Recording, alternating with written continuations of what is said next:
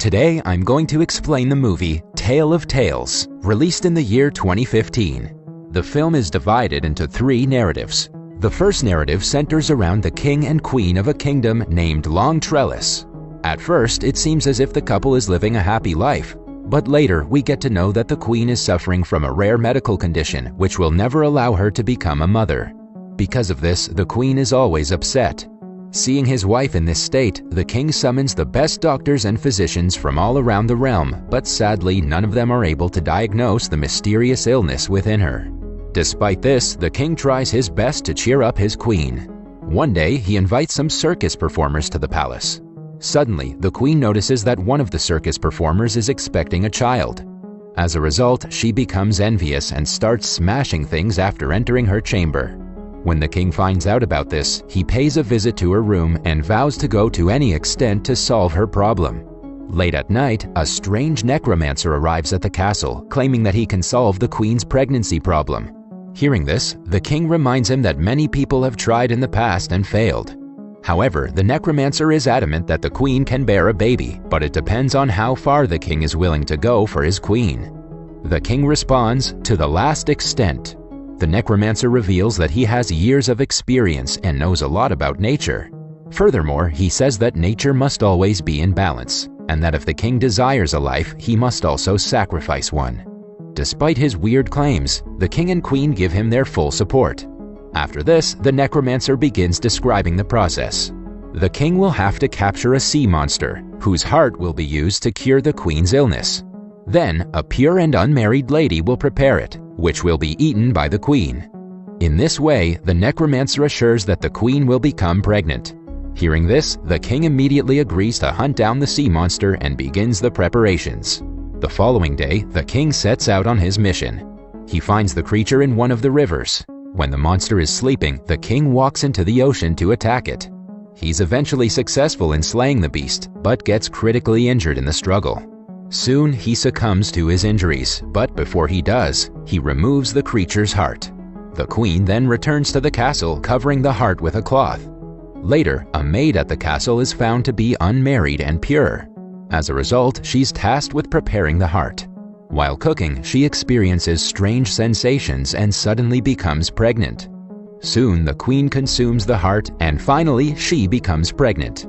In the next scene, the maid and the queen give birth to their children at the same time. The boys look to be the same age. The queen's son is named Elias, whereas the maid's son is named Jonah. The movie then fast-forwards to 16 years, where the children have now become adults. The queen is living a happy life with her son Elias, as she thinks that she's been given a second chance at life.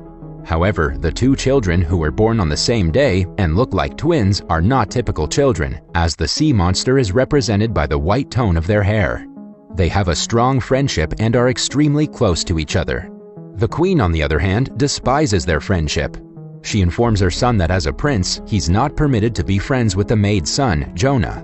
Despite this, Elias ignores his mother and continues to meet with Jonah. Later, we also get to know that the kids have the capacity to breathe underwater in a unique way. In the next scene, the queen threatens her maid that if she doesn't prevent her son from meeting Elias, she and her kid will be expelled from the country. Nonetheless, the two seem unconcerned and meet on a regular basis. They cross the line one day when Jonah wears Elias's clothing and goes to the queen. When she discovers the truth, she chooses to exile Jonah from the kingdom. Elias makes an attempt to stop him but fails. Jonah then cuts off a tree with his knife and water starts to flow from there. He tells Elias that as long as the water is clean, he should know that he's alive, and as soon as it becomes red, he should understand that Jonah's life is in jeopardy. After saying that, he walks away. Elias checks the water regularly to see if it has turned red. One day, the water turns red and he realizes that something is wrong. In order to find Jonah, he leaves the kingdom without notifying his mother. After a long search, Elias finally reaches Jonah's house. He discovers that Jonah has married a young woman. The people there identify him as Jonah since they share the same facial features. Then he learns that Jonah had gone to the forest 5 days ago and has not returned since. Elias then goes out in search of Jonah, while the queen grows more concerned about him. Left with no options, she approaches the necromancer again, but he asks the same thing. that if she wants her kid to return, she must make a life sacrifice. The queen immediately accepts this proposal. Elsewhere, Jonah is seen injured inside a cave. A flying creature then strikes and attempts to kill him. After hearing him scream, Elias locates Jonah and terminates the creature with his sword. However, Elias is unaware that the creature is none other than his own mother. But that's what was agreed upon: life for life. In the final scene of the first narrative, Elias ascends to the throne of the kingdom and the story ends. Following this, we're shown the second narrative. The king and two elderly ladies, Ima and Dora, are the focus of this narrative. The king is an extremely lustful individual who is constantly surrounded by females. He drinks heavily all the time and is yet to locate his queen.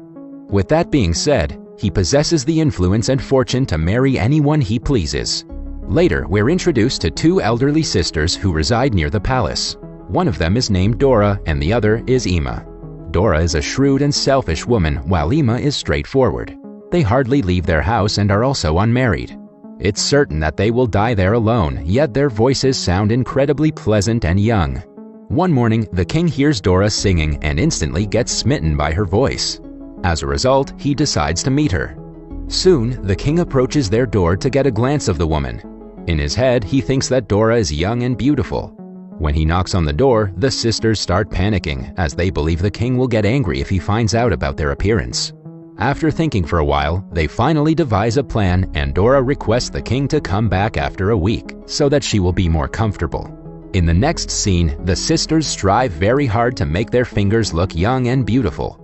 Dora covers her fingers with herbs, but they still look like those of an elderly person.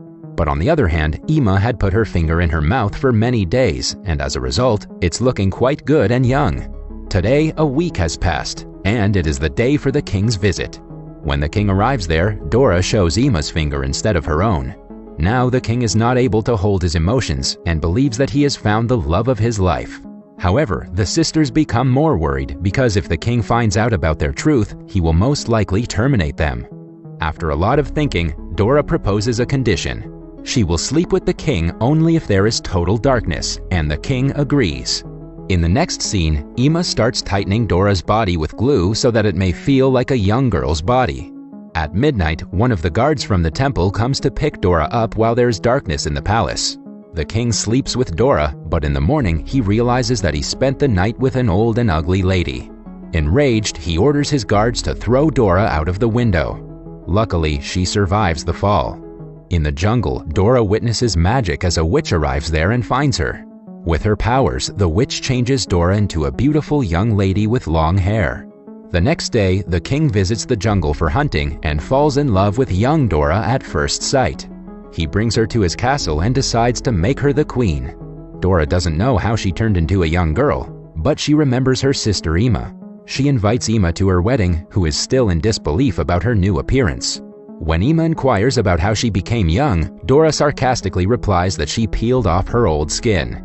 However, Ima considers it to be true and visits an ironsmith to peel her old skin in exchange for a necklace. The ironsmith appears to be more stupid than Ima. He takes her to the jungle, ties her against a tree, and removes all her skin.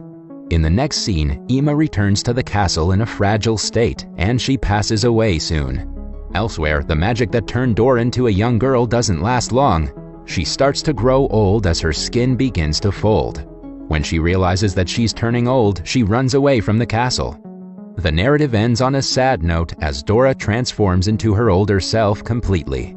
Following this, we're shown the third narrative, which is also about a king. The king is of a weird nature as his queen passed away long ago. He has an unmarried daughter named Violet, whom he has never truly loved. One day, the king sees a parasite insect on his hand which is sucking on his blood. Instead of swatting it away, the strange king just lets it feed on himself. Later, he keeps the parasite in a glass box and allows it to feed on his blood every day. As time passes, the insect becomes huge. On the other hand, Violet, who has grown to be a beautiful young woman, always dreams of a prince. However, the irresponsible king could care less about her as he is always busy with his parasite pet. Unfortunately, one day the parasite becomes ill and dies. This devastates the king, so he peels its skin off and tells his daughter that the time has come to find a husband for her. He says that he's going to arrange a competition, and the one who wins it will get to marry her. On hearing this, Violet becomes happy, but also a little upset as she wanted to find a husband on her own. Despite this, she agrees to the king's decision. Soon, announcements about the competition are made throughout the kingdom. The king displays the parasite's skin in his palace and announces that whoever can guess the name of the insect will win. Many people try, but no one can answer correctly because that insect has never grown that big and old. Just then, a weird-looking ogre appears in the palace. He also wants to participate in the competition, and the king hesitantly allows him. The ogre then smells the skin and guesses the correct answer. Upon hearing this, a devastated Violet runs away to the roof and attempts to terminate herself. However, the king calms her down by saying that he cannot break his promise. Left with no other choice, Violet finally agrees. In the next scene, the ogre takes Violet far in the mountains where she cries for many days. One day, when he goes out hunting, she sees another lady on a nearby mountain. She begs for help and explains the whole scenario to her. The lady also sympathizes with her and promises to come for help. The next day, the lady, along with her family, arrives there to rescue Violet. While they're crossing over, the ogre arrives, but they successfully manage to cut the rope and he falls. Some time later, the ogre finds the family and eliminates them one by one. He then chases Violet into a cave and begins hugging her. Violet also pretends to care, but the moment he's distracted, she finishes him off with a knife. In the next scene, Violet returns to the palace with the ogre's severed head and places it next to everyone. She then says, "This is the husband you chose," and starts crying. The king is also devastated by the sight and falls to his knees. In the final scene, Violet becomes the queen of the kingdom and the movie ends here. That was all from the video. I hope you liked it. Subscribe for more content like this and hit the like button to help us out. Also, leave a comment if you want us to recap your favorite movie. Until next time, take care.